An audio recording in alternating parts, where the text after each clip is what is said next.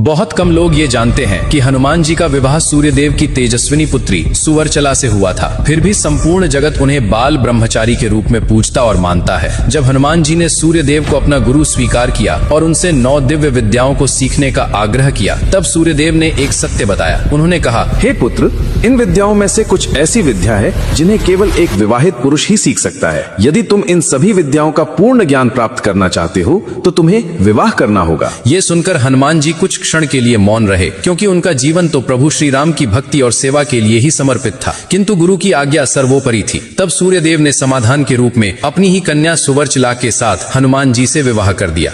सुवर्चला स्वयं अत्यंत तेजस्विनी, तपस्विनी और उच्च आदर्शों वाली कन्या थी। विवाह के बाद उन्होंने भी हनुमान जी की भांति भक्ति और तप का मार्ग चुन लिया। विवाह के तुरंत पश्चात ही वे कठोर तपस्या में लीन हो गईं और हनुमान जी अपने संकल्पित भक्ति मार्ग पर अडिग रहे। इस प्रकार विवाह के बंधन में बंधने के बावजूद हनुमान जी ने अपने ब्रह्मचर्य और भक्ति के व्रत को कभी नहीं छोड़ा। इसीलिए युगों युगों से हनुमान जी को अविवाहित अखंड ब्रह्मचारी के रूप में पूजा जाता है।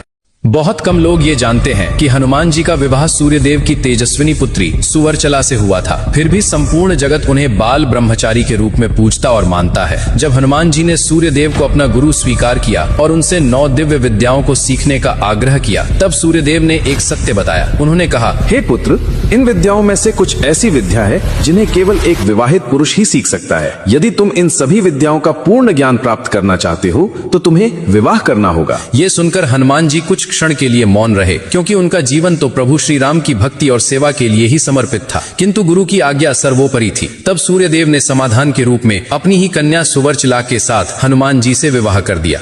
सुवर्चला स्वयं अत्यंत तेजस्विनी, तपस्विनी और उच्च आदर्शों वाली कन्या थी। विवाह के बाद उन्होंने भी हनुमान जी की भांति भक्ति और तप का मार्ग चुन लिया। विवाह के तुरंत पश्चात ही वे कठोर तपस्या में लीन हो गईं और हनुमान जी अपने संकल्पित भक्ति मार्ग पर अडिग रहे। इस प्रकार विवाह के बंधन में बंधने के बावजूद हनुमान जी ने अपने ब्रह्मचर्य और भक्ति के व्रत को कभी नहीं छोड़ा। इसीलिए युगों युगों से हनुमान जी को अविवाहित अखंड ब्रह्मचारी के रूप में पूजा जाता है।